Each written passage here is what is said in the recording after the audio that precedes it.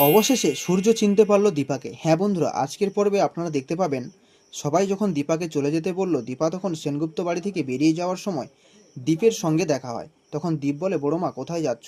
এরপর বলে, আমি এখান থেকে চলে যাচ্ছি, আমাকে এখানে কেউ চায় না, আমি কি করব?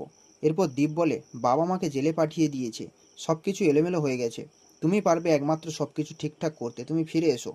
এরপর দীপা না বললে দিদিয়া ও রূপা অনেক করে বলার পরে দীপা ফিরতে চায় বাড়িতে, আর বলে আমাকে ফিরতেই হবে, কারণ ওই বাড়িতে বিষ বৃক্ষ আছে, ওটা আমাকে উপড়ে ফেলতে হবে, আর সবার আগে আমাকে জয়কে ফিরিয়ে নিয়ে আসতে হবে বাড়িতে। এরপর দেখা যায় উর্মি মনে মনে বলে, ওষুধটা মেশাতে হবে, ওভারডোজ হলেও চলবে, কাউকে মনে পড়ে গেলে সব কিছু শেষ হয়ে যাবে। এই বলে সূর্যকে জুসটা খাইয়ে দেয়।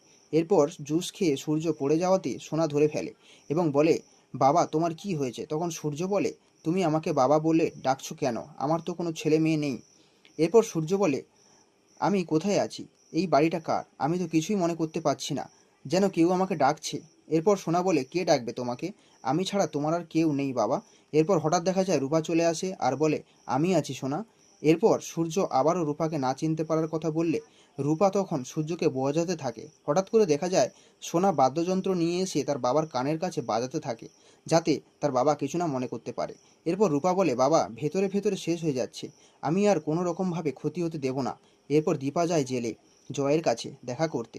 জয় তখন দীপাকে দেখে বলে, বৌদি বিশ্বাস করো, আমি তোমার বোনের কোনো ক্ষতি করিনি, শুধু লাবণ্য আমাকে বাবা বলে ডেকেছিল বলে তোমার বোন আমাকে এই শাস্তি দিল। তখন দীপা বলে, সব কিছু আমি জানি জয়া। এরপর দেখা যায় রূপা বাড়ির থেকে তার বাবা মায়ের বিয়ের ফটো বের করে নিয়ে আসে আর তার বাবার হাতে তুলে দেয়, আর বলে, এই তোমার স্ত্রী, এই আমাদের মা বাবা। তখন সূর্য বলে, হ্যাঁ আমি তো চিনি, কিছুক্ষণ আগে দেখা হয়েছিল। এরপর দেখা যায় উর্মি ফটোটা হাত থেকে কেড়ে নিতে চাইলে ফটোটা না দিয়ে বলে, বহু জন্মের সম্পর্ক আমাদের।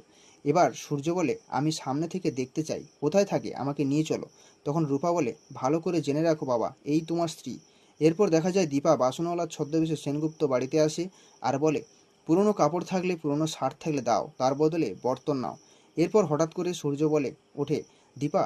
তখন দীপা চমকে ওঠে আর বলে, আমি দীপা নয়, আমি দীপালি আছি। তারপর দেখা যায় দীপ মিথ্যে ফোন করে দিব্যার ফোনে। তখন দিব্যা ফোনটা তুলে বলে, দীপা তুমি এখন কেন আসবে? তোমাকে বাড়িতে কেউ চায় না, তুমি বিদেশ যাচ্ছ, চলে যাও। এরপর সূর্য রেগে বলে, তুমি কার কথা জিজ্ঞেস করলে? কাকে তুমি বিদেশ চলে যেতে বলছো? আর তুমি বা কে? এরপর দিদিয়াকে বলে, তুমি ওকে কল করো, তুমি এক্ষুনি ফিরে আসতে বলো, আমি এক্ষুনি দীপার কাছে যাব।